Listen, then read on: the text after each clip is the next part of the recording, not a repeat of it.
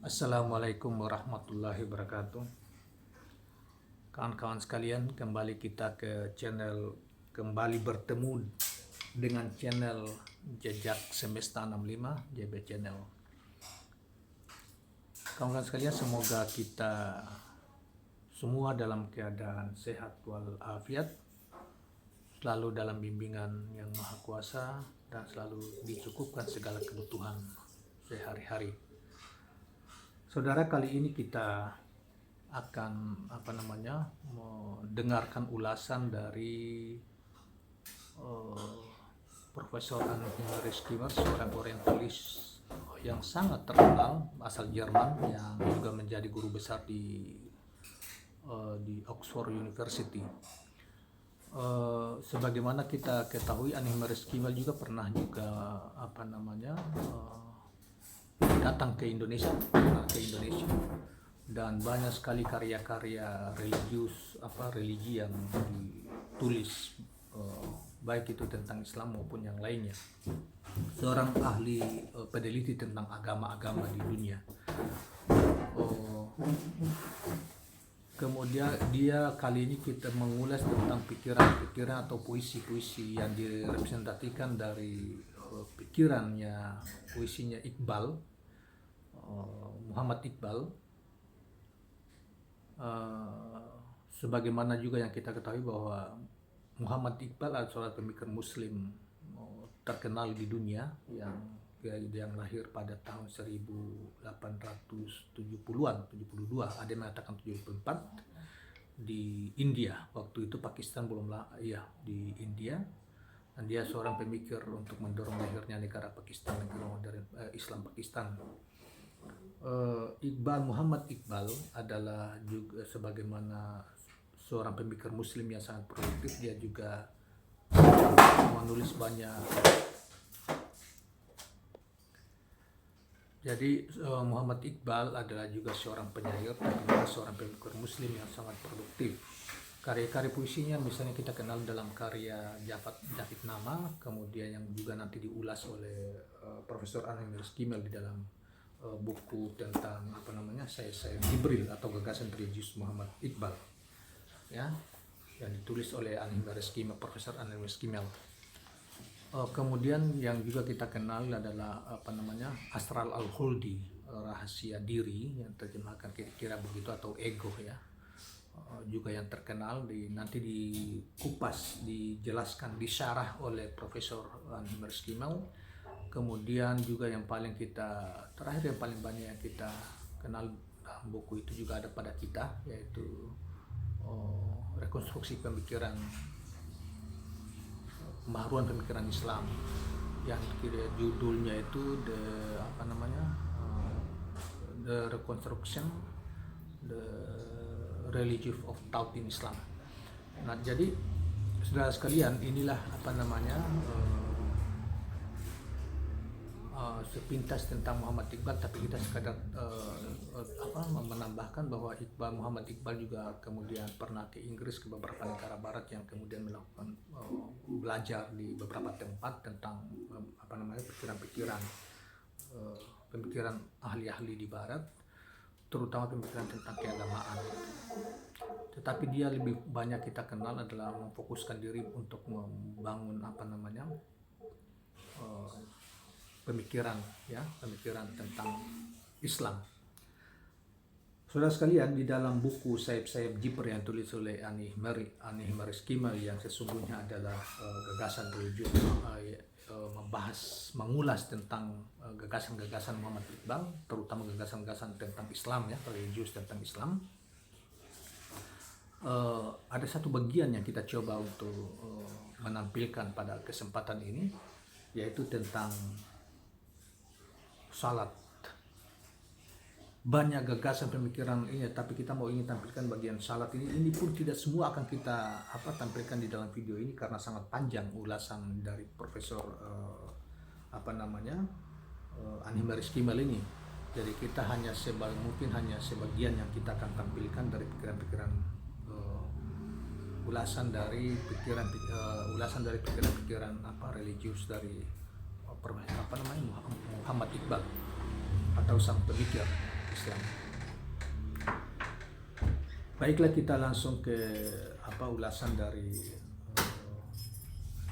Animers Gmail.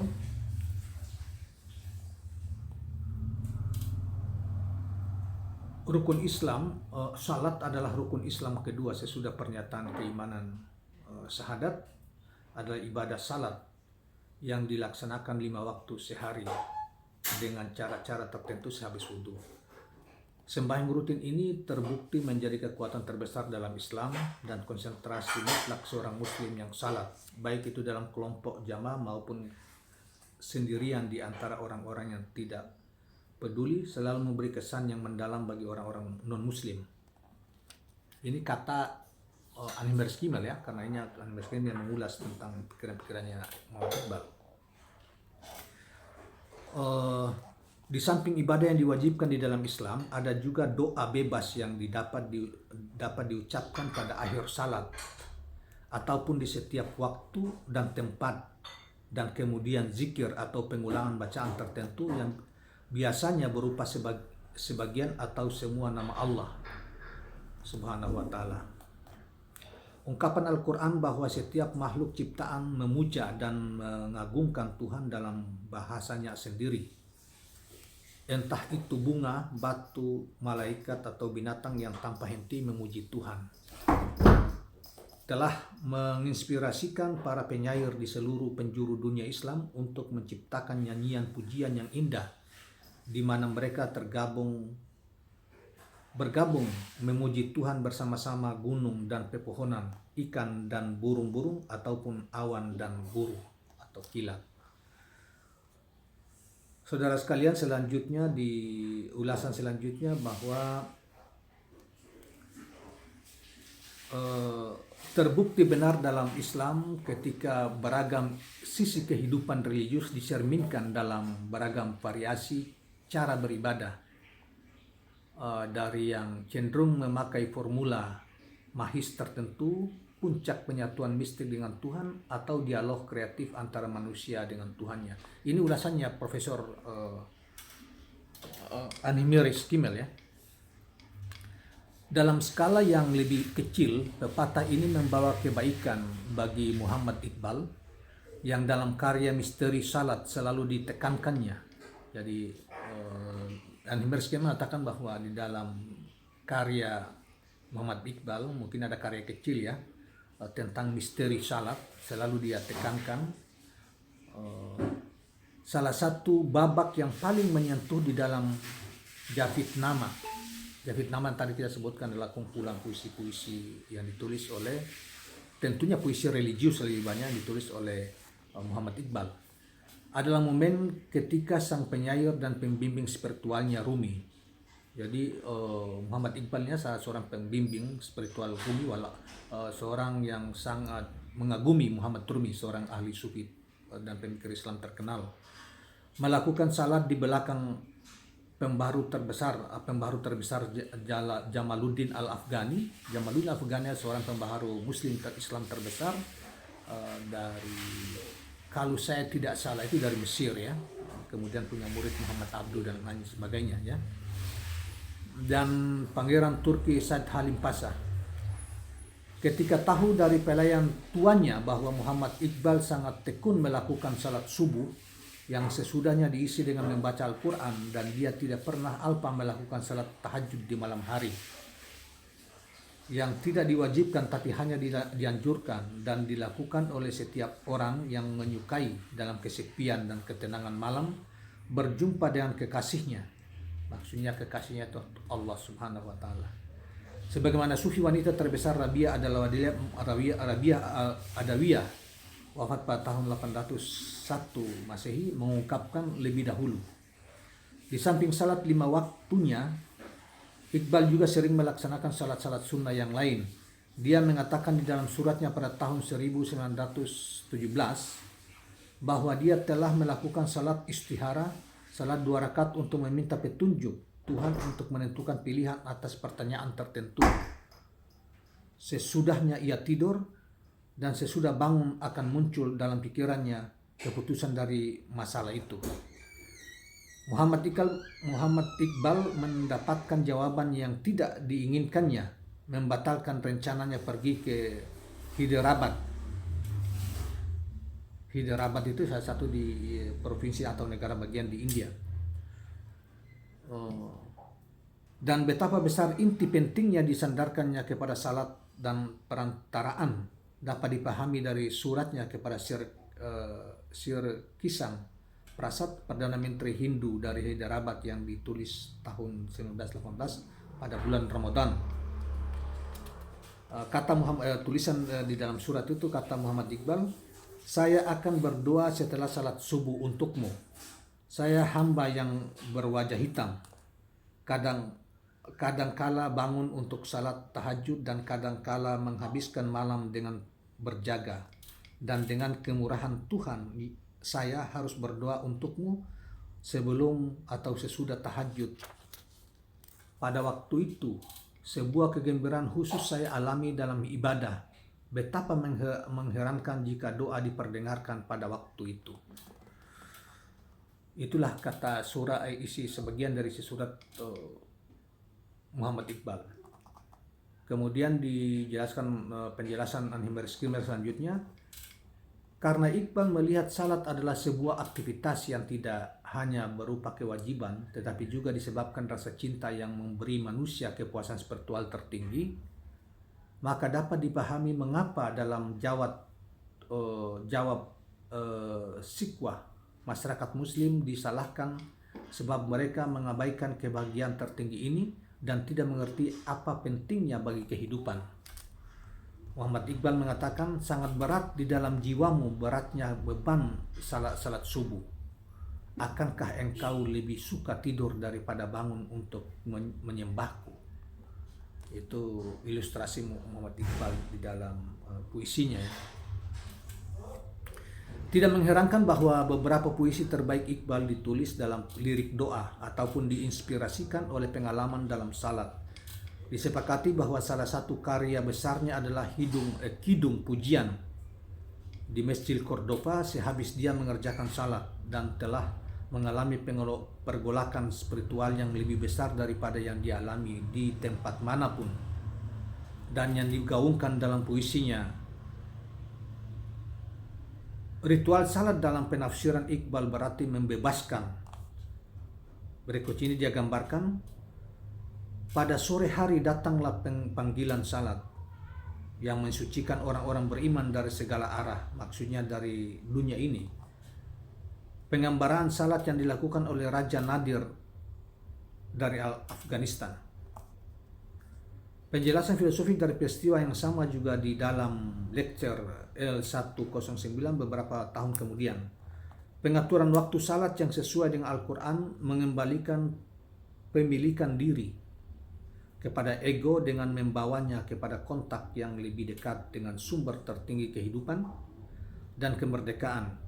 Ia dimaksudkan untuk menyelamatkan ego dan dari efek mekanisasi tidur dan kesibukan. Salat dalam Islam adalah pelepasan jiwa dari mekanisme menuju kebebasan. Itu kata Muhammad Iqbal. Selanjutnya An-Himyari memberi penjelasan bahwa salat 5 waktu akhirnya menjadi ajaran paling penting dari Al-Quran bagi yang beriman dan menjadi harta yang paling berharga. Keduanya adalah perhiasan dan senjata bagi Muslim. Kemudian mengutip Iqbal lagi, persaksian keimanan adalah cangkang dan salat adalah mutiara yang ada di dalamnya. Hati Muslim menganggap salat sebagai haji kecil. Di tengah Muslim, salat bagaikan pisau belati yang membunuh dosa, kelancangan, dan kesalahan. Muhammad Iqbal dengan ketat mengikuti pandangan tradisional bahwa salat setiap orang adalah mi'rajnya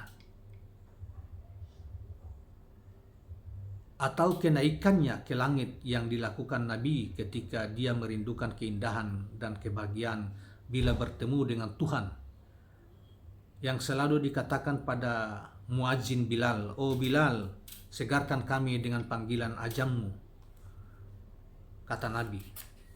Iqbal telah mengungkapkan perasaan ini sepanjang hayatnya di dalam bentuk puisi, misalnya dalam tahap awal karyanya.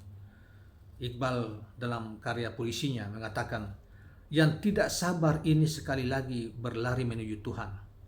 Mi'rajnya adalah salat dalam kehadiran spiritual. Atau dalam tahun-tahun terakhirnya, Muhammad Iqbal mengatakan, jika engkau menemukan dalam tubuhmu panasnya kehidupan, maka mi'raj orang Islam adalah salat rutin. Tapi jika kamu tidak mempunyai semangat dalam tubuhmu, maka sujudmu tidak lain adalah sebuah kekunoan. Meskipun salat 5 waktu boleh dilakukan sendirian, namun dianjurkan melakukannya secara bersama-sama, berjamaah, sebab tujuan sejati dari salat, ini kata Iqbal ya, tujuan sejati dari salat akan lebih mudah dicapai jika ia dilakukan secara berjamaah. Semangat dari semua salat adalah sosial, meskipun seorang pertapa mengabaikan sisi kemasyarakatan manusia dengan harapan menemukannya dalam kediamannya sendirian. Sahabat Tuhan, adalah kebenaran psikologis bahwa persatuan mengandalkan kekuatan persepsi manusia normal, memperdalam persamaan dan mendinamisasikan kehendaknya menuju tingkatan yang tidak diketahuinya. Dalam kerahasiaan kesendiriannya, sungguh jika dianggap sebagai fenomena psikologis, salat masihlah sebuah misteri. Sebab psikologi belum menemukan hukum yang menerangkan peningkatan kepekaan manusia ketika berada dalam kesatuan.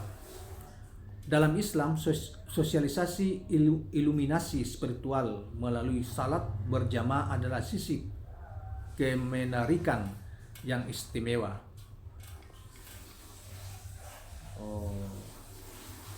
Demikian kata Iqbal. Sisi sosial dari salat itu bagi Iqbal mempunyai nilai yang sangat tinggi dan kenyataan bahwa Raja Mahmud Ayas yang budak, derajat mereka dalam ibadah adalah sama. Maksudnya seorang raja dan seorang budak ketika beribadah kepada Tuhan sama derajatnya. Jadi tidak ada stratifikasi, seorang raja harus misalnya di dalam masjid, misalnya semuanya duduk bersamaan di dalam baris-baris yang sama. Kalau seorang raja terlambat dalam masjid ketika menjelang salat berjamaah, dan sudah sekalipun seorang budak telah menempati garis terdepan, seorang raja dia harus tetap tidak bisa menggantikan si budak yang sudah duluan di depan karena dia terlambat. Itulah tidak ada perbedaan antara seorang raja, seorang budak, seorang yang kaya maupun seorang miskin di dalam beribadah kepada Tuhan. Itu maksudnya. Inilah kata Anheim Skimmel selanjutnya, inilah bukti keunggulan Islam atas semua agama lain. Ini ulasan dari Anheim Skimmel ya. Khususnya ketika dibandingkan dengan Hinduisme yang mempunyai sistem kasta yang kaku. Selama dia berpegangan bahwa bentuk salat tidak boleh menjadi pokok perdebatan dan bahwa masalah utamanya adalah kehadiran hati, dia tidak menghiraukan. Muhammad Iqbal kemudian menjelaskan bahwa postur tubuh merupakan faktor nyata dalam menentukan sikap dari pikiran. Pilihan gerakan tertentu dalam salat berarti untuk mempertahankan kesatuan perasaan dalam perkumpulan. Dan bentuknya secara umum menciptakan perkembangan perasaan kesetaraan sosial. Sebab ia cenderung menghancurkan perasaan tingkatan atau keunggulan ras di antara orang-orang salat. Betapa besar revolusi spiritualnya akan terjadi jika Brahmana aristokratis yang terhormat dari India Selatan setiap hari berdiri sama tinggi dengan jelata. Dari kesatuan semua ego eksklusif ini yang menciptakan dan mempertahankan semua ego mengikuti persatuan esensial umat manusia. Pemisahan umat manusia menjadi ras, bangsa, dan suku menurut Al-Quran berguna hanya untuk pengenalan. Bentuk kerjasama Islam dalam salat di samping nilai kognitifnya lebih jauh adalah indikatif bagi aspirasi untuk mewujudkan kesatuan hakiki umat manusia sebagai sebuah kenyataan hidup dengan menghapuskan semua rintangan yang berdiri antara manusia dan dengan manusia. Uh, Demikianlah ulasan dari Muhammad Iqbal, dan kemudian diulas kembali oleh Anhimari Skimmel, mengatakan bahwa meskipun arti penting yang diterapkan Iqbal pada bentuk luar jamaah salat, Iqbal selalu menekankan kenyataan bahwa hatilah yang menentukan. Bukannya salat di sebuah kuil yang indah atau masjid yang megah, tapi kedekatan batin dengan Tuhan dimanapun berada. Dalam babak penting Lenin dan Tuhan, itu salah satu judul puisinya itu ya, Iqbal meletakkan pertanyaan di mulut pemimpin komunis Rusia. Iqbal meletakkan pertanyaan di mulut pemimpin komunis Rusia, milik orang macam apakah Tuhan? Dan mengapa dia membiarkan dirinya disembah di gedung yang megah, sedangkan si miskin tidak mempunyai rumah untuk ditinggali? Dan dengan konsekuensi Tuhan dalam perintah kepada malaikat menjawab, aku jijik dengan semua tempat penyembahan yang terbuat dari marmer itu. Pergi dan buatkan pondok sederhana dari lempung untuk menyembahku. Puisinya Iqbal ya. Saudara-saudara sekalian, selanjutnya kita ikuti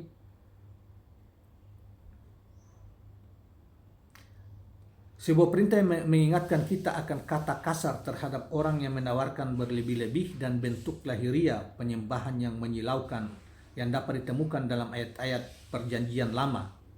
Ini penjelasannya Anhimari ya, Anhimari Skimmel. Demikian juga keengganan Nabi dan para pengikutnya terhadap segala macam. Nabi yang dimaksud Rasulullah ya, Muhammad SAW. Keengganan Nabi dan para pengikutnya terhadap gejala macam-macam kemewahan bangunan dan keengganan yang diperbaharui di dalam gerakan Puritan Wahabi. Gagasan ini mengarah pada konsepsi Muhammad Iqbal tentang fakir dalam pengertian spiritual. Tentang fakir di dalam pengertian spiritual, atau orang miskin yang tidak peduli dengan nilai-nilai duniawi tentang kekayaan dan kemiskinan, dan menemukan kebutuhan mereka hanya dalam Tuhan. Ada beberapa pahlawan yang salat mereka dapat mengubah sejarah sebuah bangsa. Iqbal berpuisi, ketika orang miskin membentuk barisan mereka di dalam masjid, mereka menyewa pakaian sang raja. Itu puisinya Iqbal ya. Kemudian Anhimari mengulasnya, kehadiran hatilah yang penting di dalam salat. Ini ulasan Anhimari Skimmel terhadap penekanan pikiran atau pikiran-pikiran dari Iqbal. Saya ulangi, kehadiran hatilah yang penting di dalam salat dan yang membuatnya membawa manfaat. Tiada salat tanpa adanya kehadiran hati. Yaitu di hadis juga ya. Ada hadis yang terkenal dan sering dikutip oleh para sufi selama berabad-abad yang sungguh menunjukkan aspek paling penting di dalam salat sepanjang kehidupan. Kata Anhimari, Iqbal telah menyanyikan kerinduan akan kehadiran hati ini di dalam banyak puisinya. Dia sangat sadar bahayanya salat yang dilakukan dengan mekanis mungkin bisa mengangkat kehidupan batin. Iqbal mengatakan, selama kerinduan kepadamu tidak menjadi tujuan salatku, ini puisinya Iqbal ya, yang kita bacakan, maka dalam berdiriku, qiyam, dan sujudku terdapatlah penghalang antara kita. Saya ulangi puisinya ini. Selama kerinduan kepadamu, yang dimaksud kerinduan Iqbal kepada Tuhan, kepada Allah, tidak menjadi tujuan salatku, maka dalam berdiriku dan sujudku terdapatlah penghalang antara kita. Maksudnya antara Iqbal, hamba, dengan Allah. Diulas oleh Anhimari bahwa penampilan luar selama mereka bukanlah ekspresi dari kehusukan hanyalah akan menjadi penghalang antara Tuhan dan manusia, bukannya menyatukan keduanya. Cara salat yang ideal di dalam kehusukan dan kehadiran dan kehadiran batin ini bahkan juga berlaku bagi penyembah berhala. Seorang kafir dengan hati yang terjaga di depan berhala lebih baik daripada seorang muslim yang tidur di dalam Ka'bah, kata Iqbal di dalam puisinya ini. Atau sebagaimana di dalam Speeches, tentunya puisinya Iqbal ya. Iqbal mengutip dari Amir Khusrau tentang cerita seorang penyembah berhala dan cintanya yang mendalam kepada berhalanya. Katanya, hanya pecinta Tuhan sejatilah yang dapat memahami nilai dari ketaatan meskipun itu diarahkan kepada Tuhan yang dia sendiri tidak percaya. Jadi konsepsi toleransi yang sejati akan muncul sekali lagi dari pengalaman salat.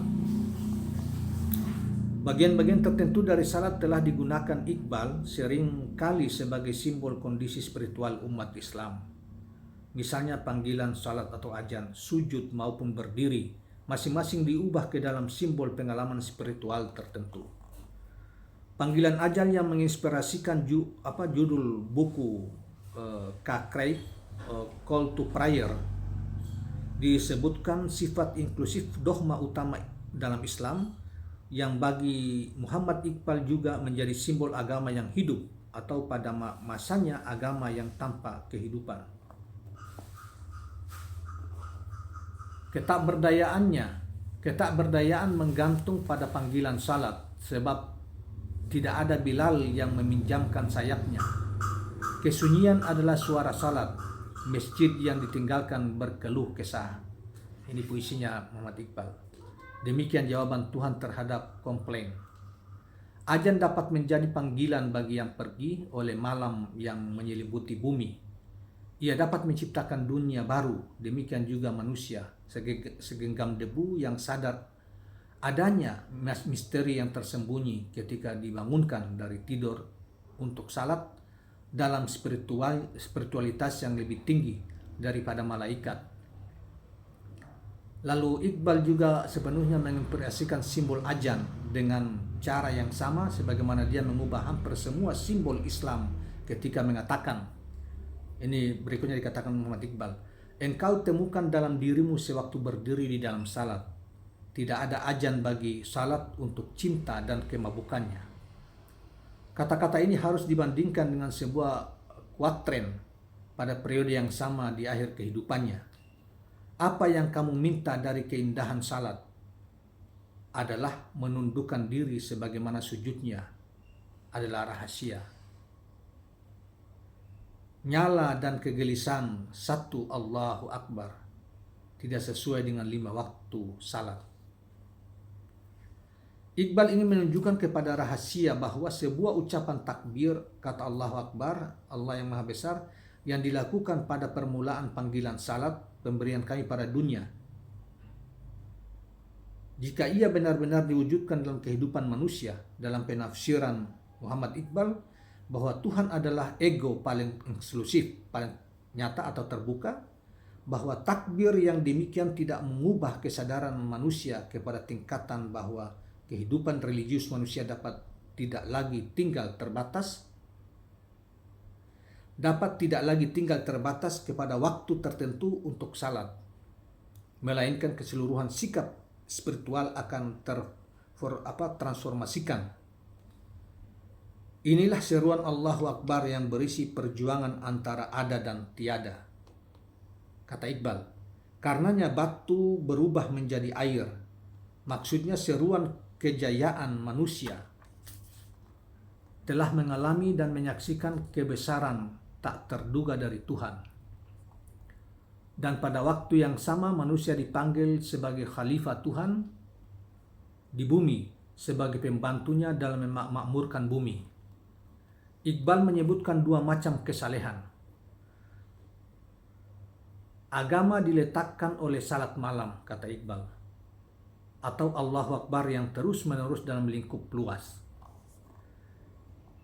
Ialah pesan spiritual dari Tuhan yang hidup dan aktif yang mengisi ruang dan waktu. Sedangkan yang pertama adalah agama para mullah dan batu-batuan dan tanaman. Dalam arti betik ya, maksudnya kepasifan tanpa adanya kemauan. Dalam sebuah variasi dari Ghazal Rumi yang terkenal dengan irama berulang, "Ini keinginanku," Iqbal sekali lagi mengontraskan kepasikan mistik dengan panggilan Tuhan. Mereka mengatakan, "Kutupkan bibirmu dan jangan katakan rahasia-rahasia kita." Aku jawab, "Tidak, untuk menyerukan Allahu Akbar. Itulah keinginanku." Ini puisinya Iqbal ya. Memasuki tata cara salat yang sebenarnya, Muhammad Iqbal kebanyakan menggunakan dua posisi, sujud dan berdiri tegak, untuk menggambarkan gagasannya tentang manusia sempurna. Dua posisi ini menjadi setara dengan kefakiran dan kekuasaan orang beriman. Yang pertama menunjukkan ketergantungan manusia sepenuhnya kepada Tuhan, dan yang kedua menunjukkan peran manusia sebagai wakil Tuhan di bumi. Sujud jika dilakukan dengan cinta yang menyala-nyala dapat membawa kepada kegembiraan langit dan bumi. Demikian puisi Iqbal. Dan memberikan anugerah kepada tanah hanya jika manusia telah menjadi sepenuhnya sujud. Yang berarti jika dia telah mengalami ketergantungan mutlaknya kepada Tuhan dan keterikatannya kepada Tuhan sebagai hamba, maka dia akan mampu meraih tingkatan yang lebih tinggi dalam kehidupan spiritual.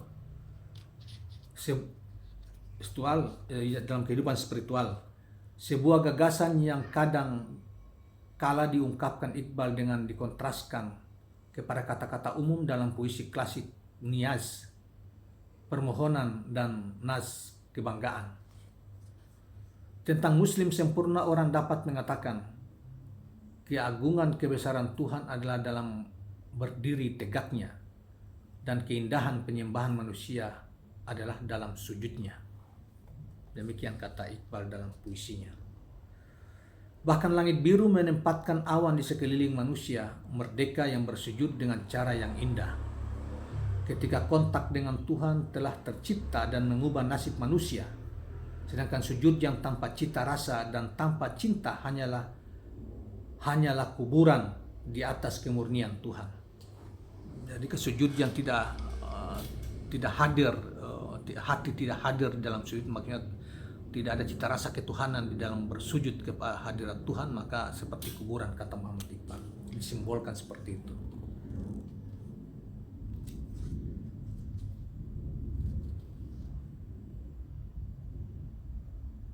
Sejauh sujud yang penuh cinta adalah ekspresi dari manusia yang merindukan keagungan Tuhan, ia juga bisa menjadi sebuah ekspresi kelemahan sifat dan tidak lagi sebagai tanda kehambaan terhadap Tuhan, tetapi hanyalah sikap tunduk biasa karena ketiadaan harapan dan kepasrahan. Iqbal menulis dalam puisi sebagaimana seorang pengunjung dari Turki menanyai dalam salat di Lahore, mengapa sujudnya dipanjangkan lebih daripada biasanya dan meminta Tuhan. Dijawab oleh Iqbal mengatakan, untuk memberi imam India sebuah sujud di mana pesan kehidupan sebuah bangsa terkandung. Itu puisinya Iqbal tentang simbol sujud. Jawaban terhadap orang yang bertanya. Sujud tanpa berdiri tegak menggambarkan bangsa yang tertindas. Sujud tanpa berdiri tegak menggambarkan bangsa yang tertindas. Sebagaimana setan pun dengan gembira mengikuti. Penderitaan spiritual tanpa kebangkitan. Jika manusia mampu berpindah dengan harmoni dalam dua kecenderungan ini, maka ia lebih mulia daripada malaikat. Sebab menurut konsepsi tradisional, malaikat terikat untuk melakukan hanya satu gerakan dalam salatnya, sedangkan manusia dapat melakukan semuanya, yaitu sujud, qiyam atau ruku.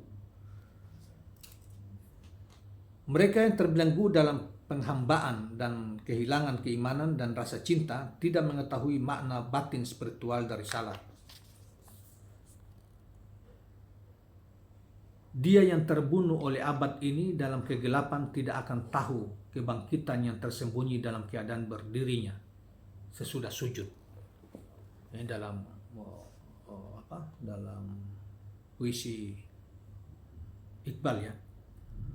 Tapi di samping makna penting yang diberikan Iqbal pada ajaran salat, ia tahu bahwa harapannya itu kata-kata yang penuh cinta dan kerinduan akan memecahkan bentuk aslinya. Saudara, selanjutnya dikutip lagi dua baris puisi dari Iqbal. Dimanapun aku menundukkan kepalaku ke tanah, mawar mekar mengembang. Permintaanku tidak akan menemukan ruangnya dalam 2 rakaat salat. Diulas oleh An-Himyari, tapi itu tidak akan terjadi. Bagi Iqbal, keseluruhan hidup harus dipersembahkan untuk salat. Karena hak istimewa manusia adalah pencariannya, ziarahnya yang bergairah menuju Tuhan. Dia tidak akan suka menjadi Tuhan. Menjadi Tuhan mungkin akan memusingkan kepala, kata Iqbal dalam puisinya. Tapi menjadi hamba sungguh bukanlah sakit kepala, tapi sakit hati. Muhammad Iqbal. Evaluasi positif ini tentang keadaan manusia yang diberkahi dengan kemampuan untuk mengekspresikan kerinduannya kepada Allah dalam salat telah menyelimuti keseluruhan karya Muhammad Iqbal. Dia berkutat dengan mendalam pada bentuk penyembahan yang berbeda-beda di samping salat yang telah ditentukan. Karenanya dia mengambil ajaran Al-Quran bahwa segala sesuatu memuji Tuhan dengan bahasanya sendiri. Misalnya dia katakan bahwa burung-burung pun bertasbih di pepohonan. Atau Iqbal berbagi dengan kaum sufi dalam penilaian yang tinggi terhadap zikir, latihan spiritual dengan mengulang hafal tertentu yang telah dilakukan setidaknya sejak abad ke-9. Dalam sejumlah aliran sufi, zikir ini diperluas ke dalam sebuah teknik penyucian dengan pengaturan nafas, konsentrasi pada titik tertentu dalam tubuh. Namun ia juga memberi warna kehidupan religius dari orang-orang sederhana yang seringkali menemukan penghiburan di dalam ketenangan meditasi dengan kebesaran Tuhan. Bersandar pada ayat Al-Quran surat 13:28, ingatlah hanya dengan mengingat Allah hati menjadi tentram. Iqbal menulis kepada Pir muda tahun 1937 berbunyi, ketentraman hati muncul dari zikir, mengingat Allah, dan zikir ini adalah warisan bapakmu dan nenek moyangmu, dan tidak ada seorang pun yang dapat menghilangkan warisan ini darimu. Demikian catatan Muhammad Iqbal. Tak terhitung banyaknya penyair sebelum dia yang memulai puisinya dengan sebuah doa kepada Allah dan pujian kepada Nabi.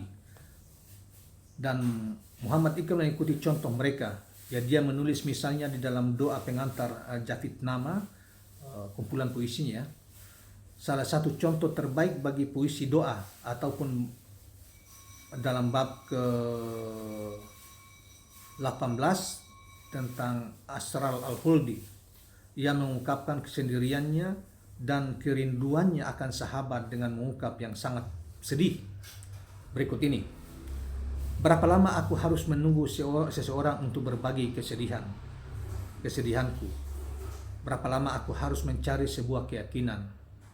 Oh, engkau wajahmu yang meminjamkan cahaya kepada bulan dan bintang. Ambillah nyala apimu dari jiwaku. Ambil kembali apa yang engkau letakkan di dalam dadaku. Hilangkan cahaya menikam dari cerminku. Aku berikan aku seorang kawan, atau berikan aku seorang kawan lama untuk jadi cermin dari cintaku yang membara. Itu salah satu kutipan puisi dari Muhammad Iqbal. Kemudian selanjutnya diulas ada doa puisi yang terlampau indah, khususnya dalam Jabur Al-Ajam, di mana Iqbal memuji kekuasaan Tuhan dan anugerah yang memesona di dalam puisi yang kuat, sebagaimana dilakukan oleh penyair-penyair klasik untuk menjelaskan hubungan misterius antara Tuhan dan manusia dalam simbol yang kaya. Muhammad Iqbal mengungkapkan, engkau datang ke dalam dadaku di musim gugurku, semi akan bersinar. Milikmu elang dengan sayapnya, dan milikmu tikaman lagu gembira. Milikmulah cahaya dan kebahagiaan hidup, dan milikmu api dan perjuangan kerasnya. Engkaulah ujian dari mereka yang tidak beruji, penghibur bagi jiwa yang tanpa istirahat, obat bagi jiwa yang menderita. Sayang, terlalu langka engkau ditemukan. Dan dengan kesederhanaan yang kekanak-kanakan ia berkata, Muhammad Iqbal maksudnya berkata, tembaga kasar yang kupunya, kujadikan pemali emas dengan cinta, agar esok ketika aku hadir berjumpa engkau akan meminta hadiah dariku. Saudara-saudara sekalian, kita sedikit lagi kita mengutip ulasan dari An-Nihmaris Kimel, mungkin sekitar 1 alinea, dan kemudian kita akhiri penjelasan ini karena penjelasannya cukup panjang sehingga kita tidak mungkin di dalam video yang singkat ini kita bisa ini secara keseluruhan. Mungkin yang terbaik paling pribadi, dan saya berani bertaruh, yang paling khas dari puisi Iqbal adalah doa-doa tadi. Sebuah analisis yang teliti terhadap puisi doa-doa tadi mungkin akan memadai bahkan untuk berkonstruksi gagasan-gagasan beliau Iqbal.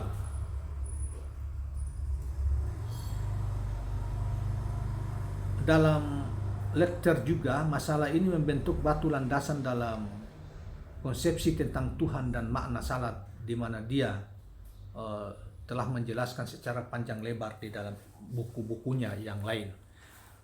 Terima kasih saudara sekalian. Itulah beberapa ulasan singkat. Ulasannya ini masih panjang, cuma kita cukupkan saja di sini. Petikan dari ulasan An-Nihmaris Kimel terhadap pandangan Iqbal, khususnya diungkapkan dalam puisi-puisi, khususnya tentang masalah salat dan tentang manusia dan Tuhan, sang semesta. Tentunya ini hanya sebagai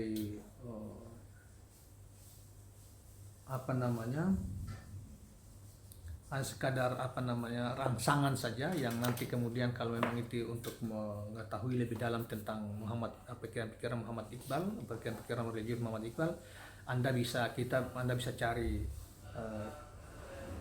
kalau berkaitan dengan masalah ulasan An-Nihmari, Anda bisa cari buku yang ditulis oleh Profesor An-Nihmaris Kimel yang diterjemahkan dalam bahasa Indonesia dengan Said Jibril, Gagasan Religius Muhammad Iqbal, atau buku-buku Muhammad Iqbal sendiri, misalnya Asrar al-Huldi atau Jafasnama kalau ke kumpulan puisi-puisinya. Di antara itu kemudian ada buku yang tadi kita bilang bahwa rekonstruksi kembali pemikiran Islam oleh Muhammad Iqbal, yang asli maupun yang sudah terjemahkan dalam Indonesia tersedia untuk itu.